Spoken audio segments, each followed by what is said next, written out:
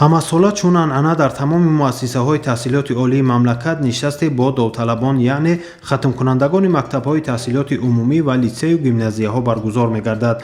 имрӯз дар толори калони шаҳраки донишҷӯёни донишгоҳи миллии тоҷикистон бо иштироки ректори донишгоҳ профессор Насриддинзода Эмомалӣ Сайфиддин, муовинони ректор ва садорати факултетҳо рӯзи дарҳои кушод баргузор гардид. дар ин нишаст омӯзгорону хатмкунандагони мактабҳои миёнаи пойтахт ва ноҳияҳои гуногуни ҷумҳурӣ инчунин хатмкунандагони литсеи донишгоҳи миллии тоҷикистон иштирок доштанд.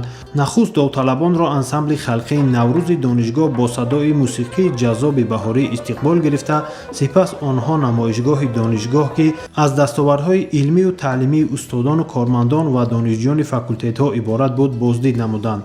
ҳамчунин дар толори мазкур ректори донишгоҳ роҷеъ ба фаъолият ва дастовардҳои донишгоҳ ба довталабон сухан гуфта қайд намуд ки имрӯзҳо донишгоҳи миллии тоҷикистон яке аз марказҳои бузурги илмию таълимӣ ба ҳисоб рафта, бо дастгириҳои пайвастаи асосгузори сулҳу ваҳдати миллӣ, пешвои миллат президенти ҷумҳурии тоҷикистон муҳтарам Эмомалӣ Раҳмон беҳтарин шароитро барои толибилмон муҳайё сохтааст. ҳамзамон зикр шуд ки донишгоҳ бо як зумра донишгоҳҳои хориҷӣ шартнома дошта, донишҷӯёни лаёқатманд метавонанд таҳсили худро дар хориҷа низ давом диҳанд.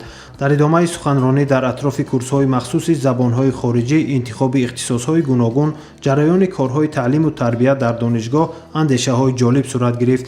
дар анҷом довталабон вориди факултетҳо шуда аз марказҳои омӯзишӣ, омӯзишгоҳҳои илмию таълимӣ, шароити таҳсил дар факултетҳо ва аз студияи таълимии факултети журналистикаю осорхонаи пешвои миллат боздид намуданд.